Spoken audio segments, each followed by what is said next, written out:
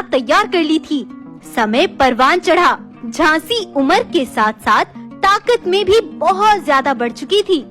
अब उसकी तरफ कोई भी एक उंगली नहीं उठा सकता था।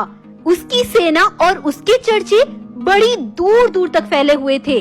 लेकिन उधर सूर्य भी जवान हो गया था और झांसी की ताकत से बेखबर वो दौड़ता हुआ उसके जंगल के लिए निकल गया।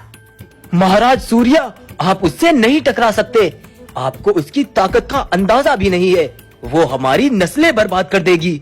सूर्य ने उसकी एक न मानी और झांसी के जंगल जाकर बहुत से बच्चों और बूढ़ों को मार डाला और गुफा पर अकेली रागिनी को उठाकर वहाँ से ले गया। सूर्य की किस्मत अच्छी थी कि आज यहाँ से वो बच निकला, क्योंकि झांसी और उसके सिपाही आज यहाँ नहीं थे। शाम में जब झांसी वापस लौटी तो मासूम बच्चों और बूढ़ों को यूं मरा देखा तो बहुत परेशान